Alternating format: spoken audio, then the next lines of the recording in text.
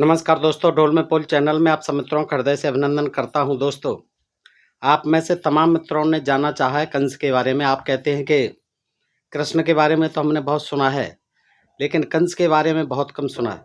कंस के बारे में क्या जानकारी आप दे सकते हैं, दीजिए प्लीज़। तो मैं आपके सामने आज कंस के बारे में ही जानकारी देता हूँ। दोस्तों देखिए, पहले हम बताएंगे कि कंस का जन्म कैसे हुआ और पूर्व जन्म में वो क्या था।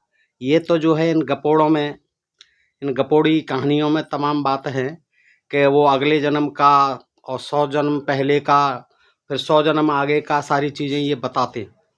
ये लेखक पता नहीं कैसे ये जान लेता था। तो ये दोस्तों कल्पना की उड़ान है सारी। कल्पनाओं के आधार पर ही ये सारी चीज़ें लिखी गई हैं। इनमें असलियत और सच्चाई दूर दूर तक नहीं है। दोस्तों आप देख लीजिए, आप स्वयं देखेंगे कि इस कहानी में भी, कंस की कहानी में कितने गपोड़े छोड़े गए हैं। दोस्तों तो आइए सुनते हैं बगैर किसी विलंब के कंस के बारे में। दोस्तों तो इसमें एक राजा बहुलाश होते हैं, बहुलाश, और वो जो है नारद जी से पूछते हैं। कोई किसी से पूछता है, कोई किसी से पूछता है, एक प्रश्न छोड़ दिया जाता है, फिर एक उत्तर देने वाला होता है। वो फिर अपनी मनगढ़ंत कहानियाँ जो है ये लेखक जो है लिखता है, उनका नाम ले लेकर के। दोस्तों इनको पढ़ने से यही मालूम होता है। आइए देखते हैं। राजा बहुलाश्व ने कहा, देवर्षि शिरोमणि, यह महान बलम और पराक्रम से संपन्न कंस पहले किस दैत्य के नाम से विख्यात था? भाई पहले भी दैत्य था, आज भी यदुवंशी है। वो कृष्ण जी का मामा है, देव उनकी मतलब माता थी देव की, उनका जो है भाई है, और उसको दैत्य बना दिया। वो भी यदुवंशी था। तो दोस्तों ये क्यों बना देते थे? ये चाहे जिसको राक्षस, चाहे जिसको शूद्र, चाहे जिसे दैत्य, असुर, जो कुछ भी है बना देते थे। इनके हाथ में रात सारी चीजें इन्होंने लिखी हैं। तो जो कुछ भी जिसे बता दिया, वो कहानी एक गढ़नी है उन्हें। तो दैत्य बता दिया कि पहले जन्म में कौन सा दैत्य था। अब भाई तुझे पता ही है तो फिर क्यों पूछ रहा है कि दैत्य था या क्या था? और नारद जी को अपना पता नहीं है कि वो कैसे पैदा हुए, कहाँ से पैदा हुए, और नारद जी जो है सबकी बताने लग जाते हैं। तो दोस्तों इसमें भी यही होता है। देखिए, नारद जी कहते हैं, राजन, पूर्व काल में, यही पूर्व काल का ही झमेला ज़्यादा है। पूर्व जन्म में, पूर्व काल में कोई जो इसमें सच्चाई इसलिए नहीं होती है कि कोई इतिहास नहीं है, कोई समय खंड नहीं है, काल खंड नहीं है इन कहानियों का। ये सब जो है अभी 1100-1200 ईस्वी के बाद में लिखी हुई हैं, जब यहाँ जो है मुसलमानों का शासन था। तो श्री नारद जी कहते हैं, राजन, पूर्व काल में समुद्र मंथन के अवसर पर महान असुर कालनेमी ने भगवान विष्णु के साथ युद्ध किया। अब देखिए, ऐसे ऐसे राक्षस थे, दैत्य थे या मानव थे, वो कुछ नहीं करते थे, बस ये भगवान विष्णु के साथ लड़ते थे, या भगवान हमारे और कोई काम नहीं करते थे। प्रजा के भलाई का भगवान ने एक भी काम नहीं किया। बस इन्होंने दैत्यों को, असुरों को मारा है। और दैत्य असुर ये जो है इन ब्राह्मणों की, आर्यों की और अनार्यों की, आदिवासी मूलवासियों की कथा कहानी है। उनको ही मनगढ़ंत पात्र गढ़ कर ये कहानियां बनाई गई। और ये दोस्तों मैं नहीं कहता, आप स्वयं समझेंगे जब इनका अध्ययन करेंगे तो आपकी समझ में खुद आ जाएंगी। और इस कहानी को भी सुनने के बाद में भी आपको पता चल पाएगा कि देखिए ये कितनी मनगढ़ंत कहानी है, कपोल कल्पित कहानी है। देखिए, तो समुद्र मंथन चल रहा था। अब वहां तो देवता दैत्यों का झगड़ा था। ये कहां से आ गया? कालनेम भगवान विष्णु के साथ युद्ध किया था। ये कालनेम जो है राम के समय में भी था। आपको मैं ये सारी चीजें बताता जाऊंगा। उस युद्ध में भगवान ने उसे बलपूर्वक मार डाला। भगवान ने बलपूर्वक तो मारा ही होगा जिसको मारा जाता है। अब भगवान को भी बलपूर्वक मारने पड़ते थे। अरे भगवान को तो सब जीवों पर दया करनी होती है, उसके लिए कोई दुष्ट नहीं। कर रहा है तो कर रहा है। कहते क्षमा बड़न को चाहिए, छोटन को उत्पात, का रहीम हर को घटो जो भ्रगुमारी लात। अरे बच्चे हैं ये, भगवान के लिए सब समान है। और आज भी देखिए, भगवान के रहते हुए सब मारकाट हो रही है। कोई किसी को मार रहा है, कोई किसी के साथ बलात्कार कर रहा है, कोई किसी का शोषण कर रहा है, कहीं कोई अधर्म कर रहा है, कहीं कोई पाप कर रहा है। भगवान आज नहीं है क्या? आज क्यों नहीं मार रहे उन्हें? उसी समय क्या ठेका ले रखा था इन्होंने? विष्णु जी आ गए जी, राम जी आ गए, कृष्ण जी आ गए और इनको मारने के लिए आए। अरे दुष्ट, और ये तो सब उनको बताते, सिखाते, बुला के बिठालते, भाई बेटा ऐसा काम मत करो, मैं तुम्हारा भगवान हूँ, तुम्हारा परम पिता हूँ। ऐसे काम मत करो, तो कैसे नहीं मानते वो। एक जो है अंगुलीमाल जैसे डाकू को, राक्षस को, जो रोज आदमियों की हत्या करके उनकी उंगलियों पर माला बना करके डाल लेता था अंगुलीमाल, उसको भगवान बुद्ध ने एक क्षण में जो है सिखा दिया, इंसान बना दिया उसे। तो महान पुरुषों के, हमारे जो भगवान हुए, ईश्वर हुए, देवता हुए, उनमें तो ऐसी शक्ति होनी चाहिए, दयालुता होनी चाहिए। और जो हिंसक काम करते रहे, कसाई का काम करते रहे, हत्यारों का काम करते रहे, अपराधी बन करके करते रहे, इनको हम भगवान कहते हैं, इनको हम पूजते हैं। देखिएगा, और भगवान के बनाए हुए जीव, और वो भी कोई मामूली नहीं है। कंस जो है, कंस जो है कृष्ण का मामा और देवकी का भाई है, उनकी माँ का। वो राक्षस कैसे हो गई, यदुवंशी है। लेकिन जो इनके विधि विधानों को नहीं मानता था, जो इनको दान दक्षिणा नहीं देता था, जो इनसे यज्ञ हवन नहीं कराता था, उसको जो है असुर, दैत्य, शूद्र आदि जो बनाते थे। ये इन कथा कहानियों के पढ़ने से स्पष्ट हो जाता। आइए देखते हैं। तो इस युद्ध में मार दिया कालनेमी को विष्णु जी ने। उस समय शुक्राचार्य जी ने अपनी संजीवनी विद्या के बल से उन्हें पुनः जीवित। ये बड़ा तमाशा है, एक मारता है, अब भगवान ने मार दिया तो फिर दूसरे किसी की क्या ताकत के उसे जिंदा कर दे। अगर जीवित ही करना था तो भगवान को जानना चाहिए था कि मैं इसे मार दूंगा, शुक्राचार्य जी आएंगे अमृत की संजीवनी बूटी लेके और पिला देंगे, जीवित हो जाएगा। अब ये शुक्राचार्य जी एक आंख के हैं, असुरों के गुरु, ये भी जो है ब्रह्मा के पुत्र। तो ये जो है इनमें काम, ये क्या करते थे, देवताओं में असुरों में बृहस्पति देवताओं के गुरु, असुरों के गुरु ये शुक्राचार्य, दोनों में ही नहीं बढ़ती थी। वो शुक्राचार्य जो उनको जीवित कर देते थे। भाई जब जीवित ही हो जाते थे तो मरते ही क्यों थे, मारना ही क्यों था। तो शुक्राचार्य ने अपनी संजीवनी विद्या पिला करके उसे घुट्टी पिला दी और उसको जो है जीवित कर दिया कालनेमी को। ये पुराने जन्म की बात हो रही है कंस की। देखिएगा कितना ज्ञान था इनको, है सब आदमियों के पूर्व जन्म का बता देते। कोई तोता था, कोई बिल्ली था, कोई गधा था, कोई घोड़ा था, कोई सूअर था पिछले जन्म में, फिर अगले जन्म में भी कोई कुत्ता बनेगा, कोई सूअर बनेगा, कोई बिल्ली बनेगा, कोई चूहा बनेगा, कोई कुछ बनेगा, कोई हाथी बनेगा, कोई शेर। ये सब जो है इन्हें पता रहता। आज कोई नहीं बता रहा। आज कहाँ चले गई है भगवान, कहाँ चले गई है नारद जी। आज कोई नहीं बताता है कि तुम भाई अगले जन्म में ये बनोगे, अपनी पर नहीं बताता है। और कौन नरक देख के आया, कौन स्वर्ग देख के आया है, कोई नहीं आया, कोई नहीं बता भगवान कहाँ रहता है, भगवान कैसा है। ये सारी मनगढ़ंत कहानियां जो हैं दोस्तों इस तरह से लिख दी हैं। आइए आगे चलते हैं। तो उसे जीवित कर देते हैं और फिर भगवान विष्णु से युद्ध करने के लिए मन ही मन सोचने लगा। देखिए जिंदा कर दिया और वो जो है कालनेमी फिर जो है भगवान से युद्ध करने। ये मजाक हुआ, बताइए भगवान के रहते हुए फिर भगवान को ललकारता है, जीवित भी हो गया। अरे तो ऐसे ही जीवित करने वाले थे तो मरे ही कहाँ, दैत्य जो मरे ही क्यों, सबको जीवित कर देते। उस समय वह दानव मंदराचल पर्वत के समीप तपस्या करने लगा कि अब तो फिर मुझे लड़ना है। फिर तपस्या करने लगा, विष्णु से बदला लेना है। तो वो क्या करता, देखिए तपस्या करते में दूब का रस पीता था।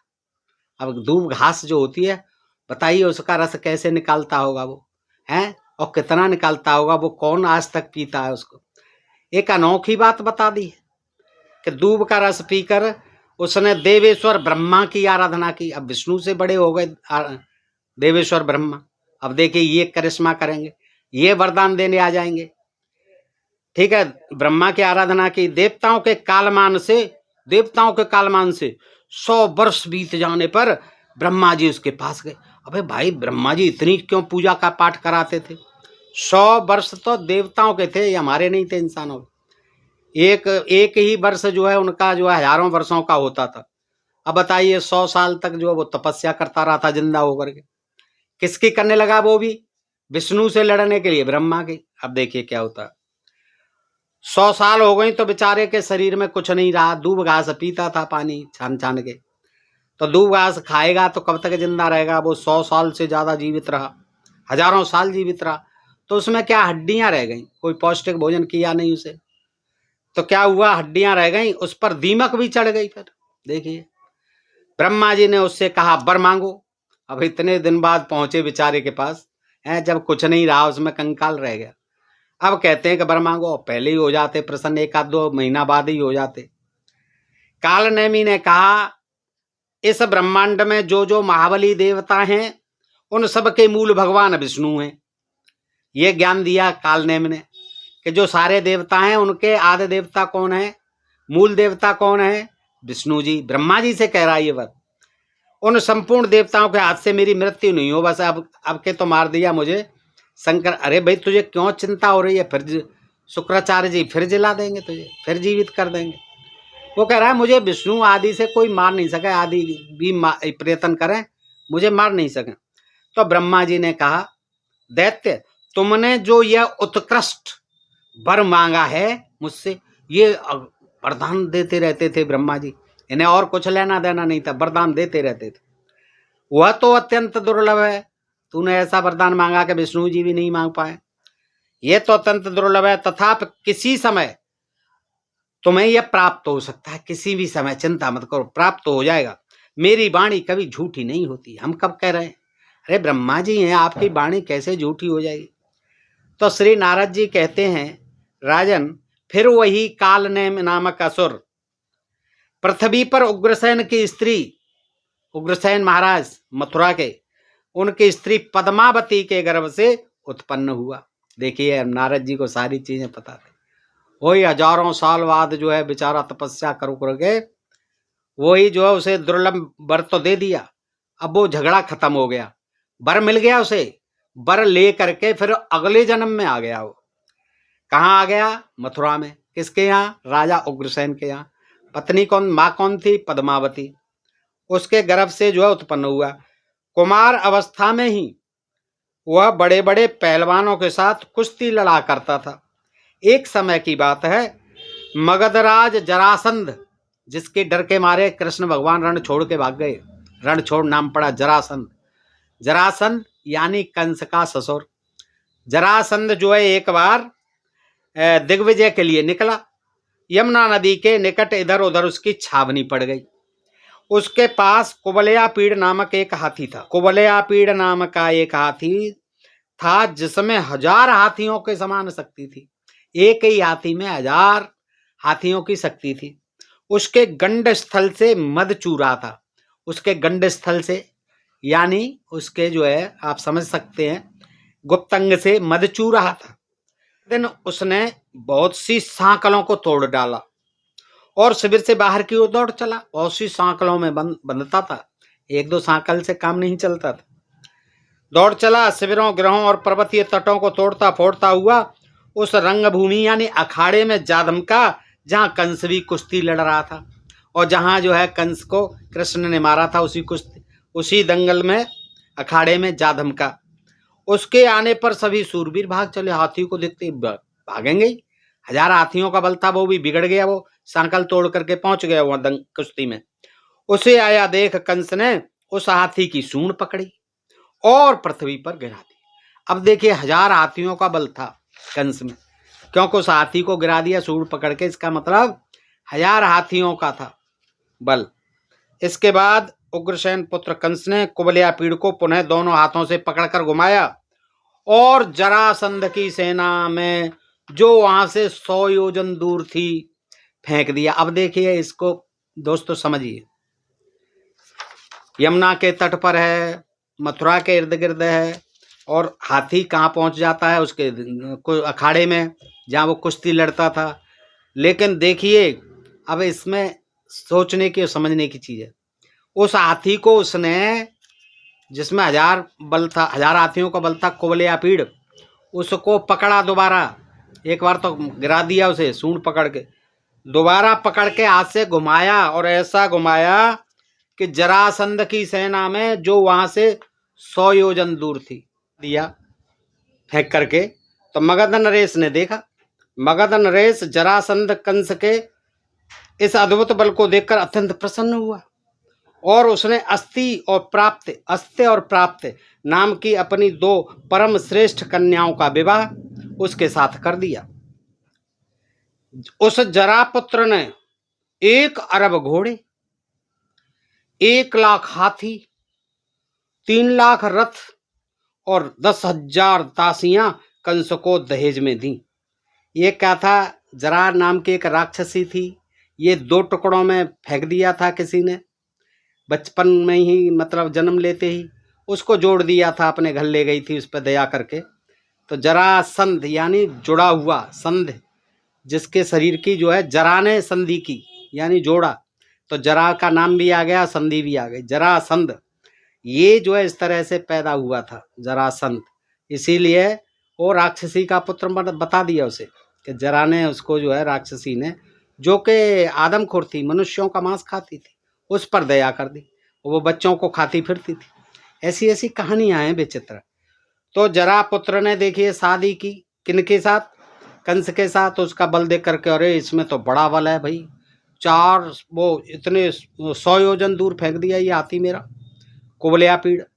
तो उसने तुरंत जो है खुश होकर के अपनी अस्थि और प्राप्ति नाम की 2 परम श्रेष्ठ कन्याओं का विवाह उसके साथ कर दिया। और दहेज में क्या दिया देखो दोस्तों, दहेज उस समय भी चलता था, सब में चलता था, सतयुग में, त्रेता में, द्वापर में, कलयुग में। आज कहते हैं कि पहले नहीं चलता। उस जरा पुत्र ने 1 अरब घोड़े, दिल थाम के सुने, क्या दहेज दिया। उस जरा पुत्र ने 1 अरब घोड़े, 1 लाख हाथी, 3 लाख रथ और 10,000 दासियां। ये दासियां कौन होती थीं? ये अनार्य कन्याएं होती थी, आदिवासी कन्याएं होती थी, यहाँ के मूल निवासियों की शूद्राएं होती थी। उनको जो है दासी रखा जाता था और सामग्री की तरह, दहेज का सामान की तरह उनको दान में दे दिया जाता था। तो इसने भी क्या किया देखिए, कितने घोड़े दिए। अब सोच सकते हो 1 अरब घोड़े पूरी दुनिया में नहीं मिलेंगे आज भी। 1 अरब घोड़े, 1 लाख हाथी, 3 लाख रथ, ये कहाँ पूरी मथुरा में नहीं समा पाएंगे। और 10,000 दासियां कंस को दहेज में दी। कंस द्वंद्व युद्ध का प्रेमी था, यानी मल्ल विद्या का प्रेमी था, मल्ल युद्ध करता था, कुश्ती लड़ता था। अपने बाहुबल के मद से अकेला ही द्वंद्व युद्ध के लिए उन्मत्त रहता था। वह प्रचंड पराक्रमी वीर माहेशमतीपुरी में गया। माहेशमती नरेश के 5 पुत्र प्रख्यात मल्ल थे। कहाँ के? माहेशमती नरेश के 5 पुत्र प्रख्यात मल्ल थे और मल्ल युद्ध में विजय पाने का हौसला रखते थे। उनके नाम थे चाणूर, मुष्टिक, कूट, सल और तोसल। सामनीति का आश्रय ले प्रेम पूर्वक उनसे कहा, तुम लोग मेरे साथ मल्ल युद्ध करो, यदि तुम्हारी विजय हो जाएगी तो मैं तुम्हारा सेवक होकर रहूंगा, और कदाचित मेरी विजय हो गई तो तुम सबको मैं अपना सेवक बना लूंगा। वहां जितने भी नागरिक महान पुरुष थे उन सब के सामने कंस ने इस प्रकार की प्रतिज्ञा की और विजय पाने की इच्छा रखने वाले उन वीरों के साथ मल्ल युद्ध आरंभ कर दिया। ज्यों ही चाणूर आया, यादवेश्वर कंस ने उच्च स्वर से गर्जना करते हुए उसे पकड़कर पृथ्वी पर दे मारा। उसी क्षण मुष्टिक भी वहां पहुंचा, वह रोष से मुक्का ताने हुए था। कंस ने उसे भी एक ही मुक्के से धराशायी कर दिया। अब कूट आया, कंस ने उसके दोनों पैर पकड़ लिए और जमीन पर दे मारा। फिर भुजाओं पर ताल ठोकता हुआ सलभी दौड़कर आ पहुंचा। कंस ने उसे एक ही हाथ से पकड़ा और जमीन पर पटक कर घसीटने लगा। इसके बाद कंस ने तोसल के दोनों हाथ बलपूर्वक पकड़ लिए और जमीन पर पटक दिया।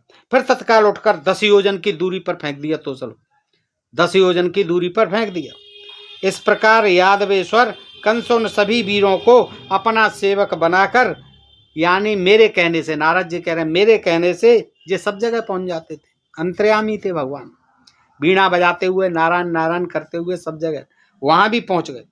यादवेश्वर कंस उन सभी वीरों को अपना सेवक बनाकर मेरे कहने से उन योद्धाओं के साथ उसी क्षण श्रेष्ठ पर्वत प्रवर्षण गिर पर जा पहुंचा। प्रवर्षण गिरी पर चला भेज दिया मैंने, नारद जी कह रहे हैं। वहां वह बानर द्विविद को अपना अभिप्राय बताकर, द्विविद बानर मिल गया उसे। वो अब देखिए 1000 हाथियों का बल और कहाँ बानर। अब बानर से भी क्या कहता है कि उसके साथ 20 दिनों तक अविराम युद्ध करता रहो। अब देखिए बानर भी कितना बलशाली था, बंदर जो है पर्वत पर रहता था जंगल में। तो ये कुछ भी है, हनुमान जी उड़ सकते हैं, पर्वत को उठा के ला सकते हैं, समुद्र को लांग सकते हैं, कुछ भी कर सकते हैं। तो ये बानर भी बड़े विजयी होते, पुल बना सकते हैं। तो वहां वह बानर द्विविद को अपना अभिप्राय बताकर उसके साथ 20 दिनों तक अविराम युद्ध करता रहा। 20 दिनों तक युद्ध करता रहा। कृष्ण कंस जो है वो ढूंढता फिरता था, कौन पशु पक्षी जानवर आदमी जो कुछ भी है, मैं देखता हूं कौन मुझसे ज्यादा ताकतवर है। हाथी को तो फेंक ही दिया था उसने। कितने दूर? 100 योजन दूर, 400 कोस। अब बताइए 800 मील कहाँ पर पहुंचा होगा। वहां वह बानर दुविध को अपना अभिप्राय समझकर 20 दिनों तक लड़ता रहा। दुविध ने, बंदर ने पर्वत की चट्टान उठाकर उसे कंस के मस्तक पर फेंका। कंस के ऊपर नहीं, चट्टान माथे पर फेंकी, मस्तक पर फेंकी। किसने? बंदर ने, पर्वत की चट्टान उठाकर। बंदर भी बड़ा बलवान था, सारे बंदर बलवान थे, किंतु कंस ने उस शिलाखंड को पकड़कर उसी के ऊपर चला। उसने रास्ते पकड़ लिया, ऐसे ही कंस ने अपने मस्तक तक नहीं पहुंचने दिया, और उसने फिर उसी के ऊपर बानर के ऊपर दे मारी। तब द्विविद कंस पर मुक्के से प्रहार करके आकाश में उड़ गया। देखिए क्या कमाल की लड़ाई हो रही है, युद्ध हो रहा है। तब द्विविद कंस पर मुक्के से प्रहार करके आकाश में उड़ लिया। बंदर उड़ते भी थे, देखिए कोई हनुमान जी नहीं अकेले उड़ते थे, ये भी उड़ गया।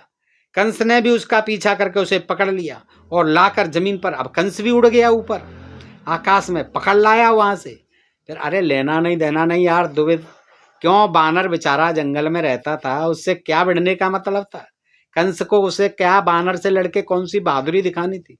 लेकिन लेखक है, पता नहीं कौन सा नशा इसके दिमाग में चल रहा था, हैं? जो भी कल्पना की उड़ान कर रहा था लिख देते थे।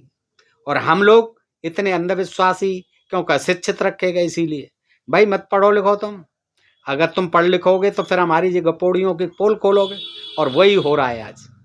हैं? आज बड़ी मिर्ची लगती है फिर जब, अरे भाई पढ़ो तो सही, तुम्हारे पुरखे दादे क्या लिख के रखे हैं? ऐसा कहीं होता है? बानर जो है चट्टानों को फेंक देगा, आकाश में उड़ जाएगा। फिर कंस भी पहुंच गया आकाश में है। फिर हवाई जहाजों की क्या जरूरत थी? आदमियों की ऐसी ही जमात होनी चाहिए थी, वो तो अनुवांशिक होता है। सारे मनुष्य ऐसे ही होने चाहिए थे, उड़ने वाले और सब कुछ करने वाले। तब द्विविद कंस पर मुक्के से प्रहार करके आकाश में उड़ गया। कंस ने भी उसका पीछा करके उसे पकड़ लिया और लाकर जमीन पर पटक दिया। कंस के प्रहार से द्विविद को मूर्छा आ गई, उसकी सारी उत्साह शक्ति जाती रही, हड्डियां चूर चूर हो गई।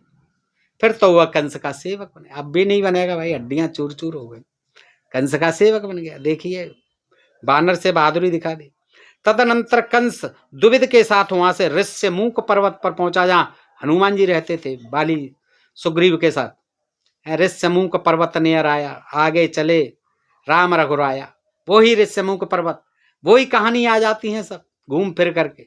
देखिए आगे क्या हुआ कि ऋष्यमूक वन में पहुंचा, उस वन को छोड़ के वहां केसी नामक एक विख्यात महादैत्य रहता था। क्या नाम था? केसी, जिसकी घोड़े के समान आकृति थी, घोड़ा जैसा लगता था। वह बादल के समान गरजता था घोड़ा होकर के, हिनन आता नहीं था। उसे मुक्कों की मार से वह अपने बस में करके कंस पर सवार हो गया। कंस उस पर सवार हो गया, मुक्कों से ही देखो चल रहा है कंस का, कोई हथियार नहीं है। कितना बलवान था कि उससे भी केसी से भिड़ गया, जो घोड़े के समान था, ताकतवर, उसकी आकृति घोड़े के समान थी। और उसे मुक्कों की मार से अपने बस में करके कंस उस पर सवार हो गया। इस प्रकार वह महान पराक्रमी कंस महेंद्रगिरि पर जा पहुंचा। अब महेंद्रगिरि पर्वत पर पहुंच गए, जो उड़ीसा में बताया जाता, जहां भगवान परशुराम जी रहते हैं हमारे। क्षत्रियों को मार करके 21 बार जो वहीं पहुंच गए, वहीं पर रहते हैं महेंद्रगिरि पर्वत पर। वहां पहुंचा, देखता हूं परशुराम जी को, वहां रहते हैं। तो पहुंच गया तो क्या हुआ कि उस महेंद्रगिरि पर्वत को ही उसने उखाड़ लिया और 100 बार ऊपर को उठा लिया उसको। 100 बार जो है उस पर्वत को, जो कि उनका जो है आश्रय स्थल था, जहाँ रहते हैं, आज भी रहते। बताते हैं कि आज भी जीवित हैं कई देवता जो है, आजकल जो है आज तक जीवित बताए जाते हैं। उनमें एक रावण भी है, एक जो ये हैं क्या नाम है परशुराम जी महाराज, एक हनुमान जी महाराज, और भी 2-4 हैं, भीष्म पितामह आदि, वो आज जीवित हैं आज भी। तो वो क्या करते हैं, उन्होंने देखा 100 बार उखाड़ा और हिला दिया महेंद्र पर्वत को। और फिर वहां रहने वाले मुनि परशुराम जी को, अब परशुराम जी बोले भाई जी कौन आ गया, ये बार बार मुझे दंड बैठक सी लगा रहा, ऊपर उछाल रहा है, बार बार मेरे पर्वत सहित उछाल रहा है। वो लाल लाल आंखें करके क्रोध से, वो तो बहुत क्रोधी थे, तो फिर क्रोध से नेत्र उनके लाल हो गए। और जो प्रलय काल के सूर्य की भांति तेजस्वी थे, उन मुनि को देखकर उनके चरणों में मस्तक झुकाया। अरे उसने जब लाल लाल आंखें देखी तो उनके चरणों में मस्तक झुका दिया कंस ने, और बार बार उनकी प्रदक्षिणा की। देखिए यही परशुराम जी वहाँ बार बार जो है उन्होंने प्रणाम किया है, राम लक्ष्मण ने जनक जी के यहाँ जब वो धनुष भंग किया है। और वही प्रसंग लगभग ये आ गया, द्वापर में भी जिंदा हैं परशुराम जी महाराज, यहाँ भी उन्होंने अपने कई काम किए हैं। तो एक काम ये भी किया है कि उसको देखा कंस को, तो क्या कहते हैं, फिर उनके दोनों चरणों में वो लेट जाता है कंस। अब देखिए ये जो है कोई मतलब नहीं है भाई, लेटना ही था तो गया ही क्यों था, क्यों उखाड़ के वो किया था। लेकिन चूंकि ब्राह्मणों की मर्यादा जो है सब जगह, राम के ऊपर, लक्ष्मण के ऊपर, कृष्ण के ऊपर, कंस को ही क्यों छोड़ेंगे, रावण के ऊपर, सारे लोगों के ऊपर महत्ता जमाने की। क्रोधाग्नि शांत हो गई, जैसे ही पैरों में गिर पड़ा, फिर तो आशीर्वाद देने लगे, उठो बेटा उठो। तो वे बोले, लेकिन क्या बोले, देखिए परशुराम जी की भाषा ऐसी ही थी। वे बोले, रे कीट, कीड़े, रे कीट, रे बंदरिया के बच्चे, कीड़ा भी कह दिया, फिर बंदरिया के बच्चे कह दिया। क्या, बंदरिया के बच्चे, तू मच्छर के समान है मेरे आगे, तो छह मच्छर के समान। तू बल के घमंड में चूर रहने वाला दुष्ट क्षत्रिय है, तू अपने बल के घमंड में चूर रहने वाला घमंडी है, दुष्ट क्षत्रिय है तू। कंस से कह रहे हैं, कौन, हमारे भगवान परशुराम जी महाराज। मैं आज ही तुझे मौत के मुख में भेजता हूं। खुश भी हो गए लेकिन क्रोध में भी थे कि इसने सर्वनाश कर दिया, मेरा घर ही उजाड़ दिया, उखाड़ के फेंक दिया, 100 बार उछाल दिया। तो कह रहे हैं भाई तू क्षत्रिय है, बड़ा घमंडी है, मद में चूर है, और तू बंदरिया का बच्चा, अरे कीट, तू जो है मेरे सामने मच्छर के समान तुच्छ है। देख मैं तेरे पास, देख मेरे पास ये महान धनुष है, वही धनुष आ गया यहाँ पे जो उसके राजा जनक के दरबार में था। ये धनुष को ही जो है करते रहते हैं। देख मेरे पास ये महान धनुष है, इसकी गुरुता लाख भार यानी 3 लाख मन के बराबर है। अब देखिए ये धनुष जो था वो 3 लाख मन वजन का था, मन चलते थे उस समय 3 लाख मन। अब सोच लीजिए दोस्तों, लगभग 2.5 लाख मान लीजिए, 2.5 लाख किलो, 2.5 लाख किलो वजन का वो धनुष था। अब किस कंपनी में, किस फैक्ट्री में, कहाँ पर ढाला गया होगा उसको, इतने वजन के तो आज तक नहीं बन पाए, आज भी नहीं बन पा रहे हैं। लेकिन कह दिया 3 लाख मन के बराबर है। त्रिपुरासुर के समय, त्रिपुरासुर से युद्ध के समय भगवान विष्णु ने यह धनुष भगवान शंकर को दिया था, भगवान विष्णु के पास था, ये शंकर को दिया था। कब, जब त्रिपुरासुर का वध किया था। फिर क्षत्रियों का विनाश करने के लिए शंकर जी के हाथ से मुझे प्राप्त हुआ, शंकर जी ने मुझे दिया कि जाओ ले जाओ। इतना भारी कैसे लेके चले होंगे आप सोचिए, आप हैं, कई ट्रक और बोगियों में आएगा इतना बड़ा भारी, लेकर के कंधे पर चल दिए। किससे, शंकर जी से कि जाओ क्षत्रियों का तुम करो। ये क्षत्रिय भी बड़े अहंकारी, बड़े गर्वीले, घमंड में चूर हो गए हैं, परशुराम जी इनको खत्म करो, इस ले जाओ इस धनुष को। तो विष्णु का धनुष था, शंकर जी को मिला, शंकर जी से वही धनुष मेरे हाथ में आया।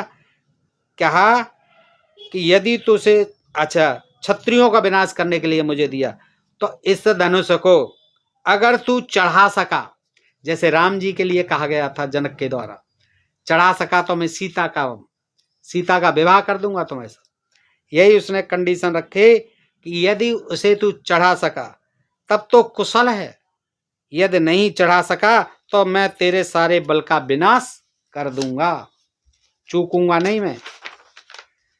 परशुराम की बात सुनकर कंस ने उस धनुष को, जो 7 ताड़ के बराबर लंबा था, देखिए वजन तो था ही, कितना लंबा था, 7 ताड़ के वृक्ष तो आपने देखे होंगे दोस्तों, 7 ताड़ के बराबर लंबा था, उठा लिया और परशुराम जी के देखते देखते उसे लीलापूर्वक चढ़ा दिया। देखिए कितना बलवान था, इतना तो वो भी नहीं था जो राम जी ने तोड़ा था धनुष। फिर कान तक खींच खींच कर उसे 100 बार फैलाया। कितना महाबली था। उसकी प्रत्यंचा के खींचने से बिजली की गड़गड़ाहट के समान टंकार शब्द होने लगा। उसकी भीषण ध्वनि से सातों लोकों और पातालों के साथ पूरा ब्रह्मांड गूंज उठा। दिग्गज विचलित होने लगे। फिर कंस ने धनुष को नीचे रख दिया और परशुराम जी को बारंबार प्रणाम करके कहा, भगवान मैं क्षत्रिय नहीं हूं, हरगिज नहीं हूं मैं क्षत्रिय। डर लग गया कि मार देंगे क्षत्रिय बताया तो था तो क्षत्रिय ही। वो खुद कह रहे हैं कि तू क्षत्रिय है। मैं क्षत्रिय हूं, मैं आपका सेवक। क्षत्रिय नहीं हूं, मैं आपका सेवक हूं। सेवक हूं, दास हूं, दैत्य हूं। अपने मुंह से ही कह दिया दैत्य हूं। आपके दासों का दास हूं। पुरुषोत्तम मेरी रक्षा कीजिए। भैया तुझ पे क्या संकट आ गया, रक्षा कीजिए। कौन मार रहा है तुझे। कंस की ऐसी प्रार्थना सुनकर परशुराम जी प्रसन्न हो गए। फिर वह धनुष उन्होंने कंस को ही दे दिया। राजन, तदनंतर बल के मद से उन्मत्त रहने वाला कंस परशुराम जी ने चलते चलते क्या कहा, यह धनुष भगवान विष्णु का है, इसे जो तोड़ देगा वही यहाँ साक्षात परिपूर्णतम पुरुष है, उसी के हाथ से तुम्हारी मृत्यु होगी। अब देखिए वो तोड़ा था रामचंद्र जी ने, त्रेता युग में पहले ही तोड़ चुके हैं, लेकिन वो कंस से कह रहे हैं तेरी मृत्यु उसी के हाथ से होगी जो इसे तोड़ देगा। द्वापर में कह रहे हैं, जबकि वो त्रेता में पहले ही टूट चुका है। नारद जी कहते हैं, तदनंतर बल के मद से उन्मत्त रहने वाला कंस मुनिवर परशुराम जी को प्रणाम करके भूतल पर विचरने लगा। किन्हीं राजा ने उसके साथ युद्ध नहीं किया, सबने उसे कर देना स्वीकार कर लिया। अब कंस समुद्र के तट पर गया। वहां अघासुर नाम का एक दानव रहता था जो सर्प के आकार का था। अघासुर वह फुफकारता और ललपलपाती जीभ से चाटता सा दिखाई देता था। वह आकर कंस को डसने लगा। यह देख पराक्रमी दैत्यराज ने निर्भयता पूर्वक उसे पकड़ा और धरती पर पटक दिया। फिर उसे अपने गले की माला बना लिया। उन दिनों पूर्व दिशावर्ती बंग देश में अरिष्ट नाम का एक दैत्य रहता था जो बैल के समान था, उसे भी मार डाला।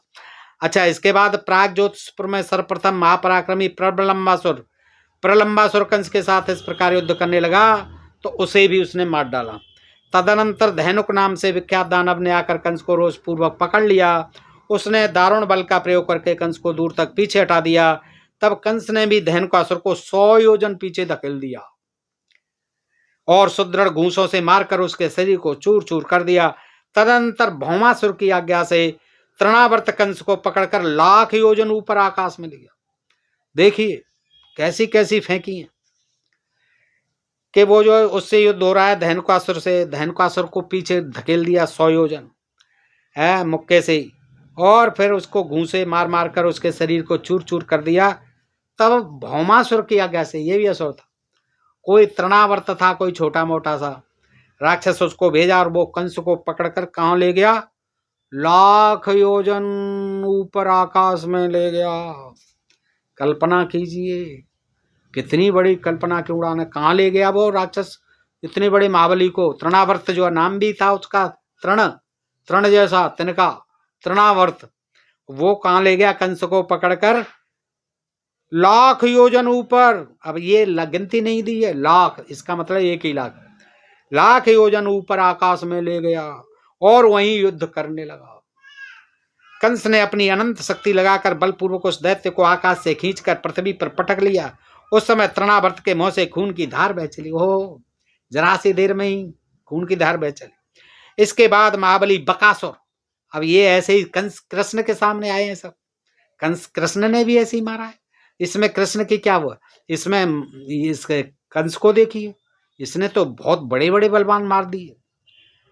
तो आकाश से खींचकर पृथ्वी, उसके मुंह से खून की धार निकली। बकासुर आया। बकासुर ने अपनी चोंच से, ये पक्षी था, चोंच से कंस को निगल जाने की चेष्टा की।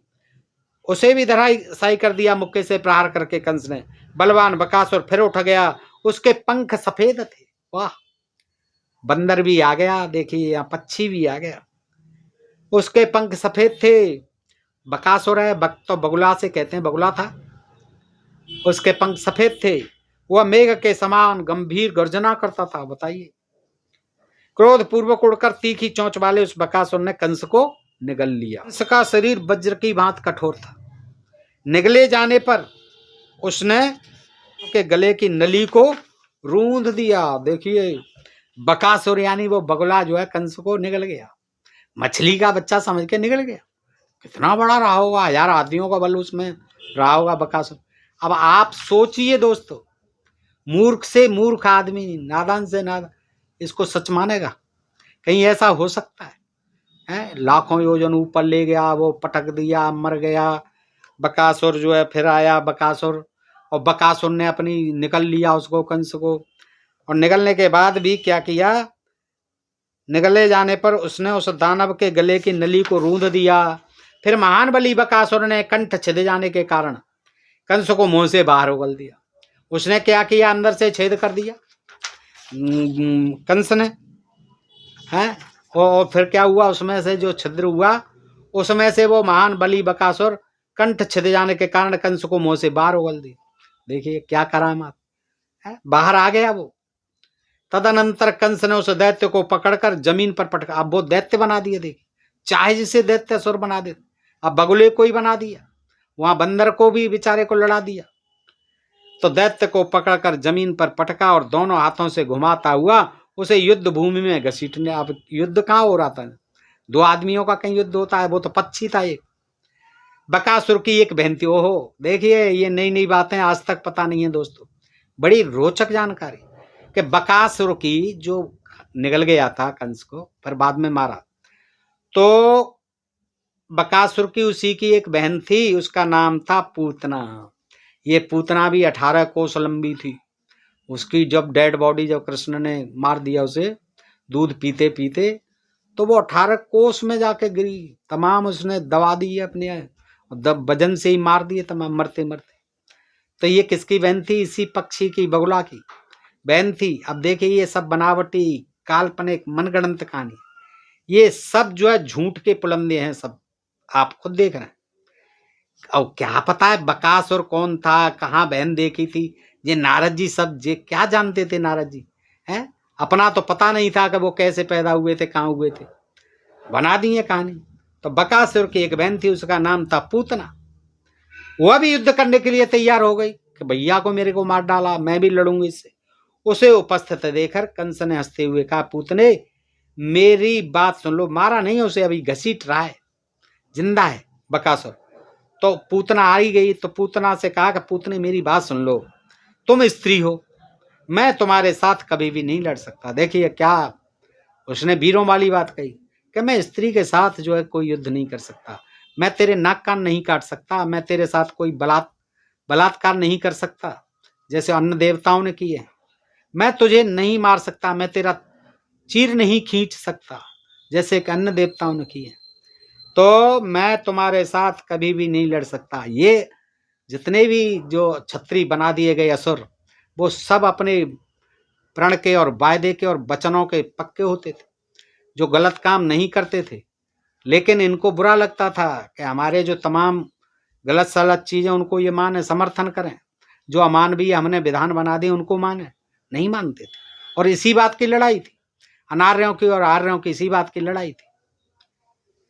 तुम स्त्रियों, मैं तुम्हारे साथ कभी भी नहीं लड़ सकता, अब यह बकासुर मेरा भाई और तुम मेरी बहन होकर रहो। देखिए कितना दयालु था, अपनी बहन बना ली और उसको भाई बना लिया बकासुर को। यही बकासुर फिर कृष्ण को मारने गया, यही पूतना फिर जो है मारने गई, यही कहानी जो है इस तरह से चली है। तदनंतर महान पराक्रमी कंस को देखकर भौमासुर ने भी पराजय स्वीकार कर ली। भौमासुर भी आ गया फिर कब्जे में। फिर देवताओं से युद्ध करने के समय सहायता प्राप्त करने के लिए वह कंस के साथ सौहार्दपूर्ण बर्ताव कर, ये भी सेना में मिल गया, कंस की तरफ आ गया भौमासुर, ये भी बड़ा बलवान था। तो दोस्तों आज हम यहीं तक जानकारी रखते हैं, अगर आपको अच्छी लगी हो तो बताइएगा, आगे और भी बड़ी विचित्र कहानी है कंस की, तो हम आपको अवश्य सुनाएंगे। दोस्तों आज हम इतना ही रखते हैं, आप सबका हृदय से आभार व्यक्त करते हैं कि आप हमें सब्सक्राइब करते रहिए और हमारी कथा कहानियों को जो इन पुराणों से सुना रहे हैं, जो ज़्यादातर जो है गपोड़पंथी है, इसमें सच्चाई कुछ भी नहीं है, सब काल्पनिक कहानी है। लेकिन इन कहानियों को आधार बनाकर आज भी कुछ लोग जो है इनका बिजनेस कर रहे हैं, धर्म धंधा बना रखा, और समाज में यही अंधविश्वास और पाखंड ऊंच नीच जात भेद छुआछूत फैलाते कि असुर है, ये दैत्य है, ये शूद्र है, ये ऊंचा है, ये नीचा है। इन्हीं के आधार पर है ये सारी कहानी। दुनिया में अगर ईश्वर नहीं होता तो ये अधर्म भी नहीं होता, और अधर्म नहीं होता तो मनुष्य मनुष्य बटे नहीं होते, मनुष्य मनुष्य को इतनी नफरत नहीं करता। जात भेद ये जो पैदा हुआ इन धर्म ग्रंथों के आधार पर ही, धर्मों ने इंसान को बांट दिया। तो दोस्तों हमें सचेत होना है, इनको पढ़ करके समझना भी है। हमारा उद्देश्य किसी को बिल्कुल भी अपमानित करना नहीं है, चाहे कोई देवी हो, चाहे कोई देवता हो, चाहे कोई धर्म हो, चाहे धर्म ग्रंथ हो, कोई व्यक्ति विशेष हो, कोई समाज विशेष हो। हमारा मकसद कतई नहीं है, लेकिन हमारा मकसद है कि जो हमारे धर्म ग्रंथ कह करके इनमें अंधविश्वास और पाखंड कूट कूट के भर दिया है, उससे हमारे देश का बहुत अहित हुआ है। जो जातवाद ऊंच नीच की कहानियां लिख दी गई हैं, उनसे हमारे देश का बड़ा अहित हुआ है। तो दोस्तों आज हमें इनको समझने की जरूरत है। अपने देश को वैज्ञानिक चिंतन, बुद्धिवादी चिंतन देना है। हर आदमी को बुद्धिवादी होना चाहिए, तर्कशील होना चाहिए, आज वैज्ञानिक होना चाहिए हमारे देश को, तभी हम जो है सुखद भारत का निर्माण कर सकेंगे। दोस्तों आज के लिए इतना ही। आप सब मित्र जो है स्वस्थ रहें, मस्त रहें। फिर मिलते हैं ऐसे ही किसी प्रसंग के साथ अगले वीडियो में। तब तक आप सबका हृदय से आभार, नमस्कार, जय भारत, जय इंडिया दोस्तों।